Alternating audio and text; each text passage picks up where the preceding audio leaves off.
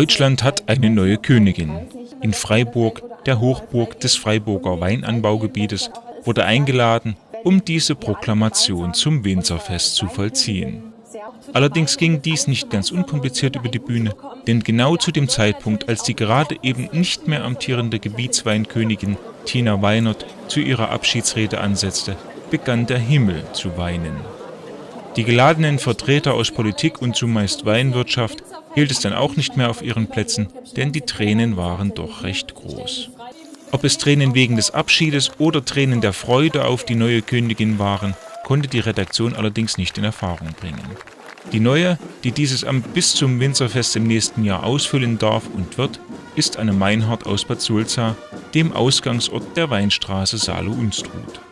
Sie war bereits in der Saison 2011/2012 die thüringische Weinprinzessin und kennt sich bestens mit Wein aus.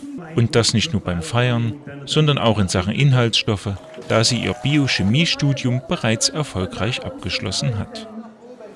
Gratuliert und beglückwünscht wurden sowohl die ehemalige und die nun amtierende Gebietsweinkönigin von allen Seiten mit prominenter Unterstützung aus der Entertainmentbranche.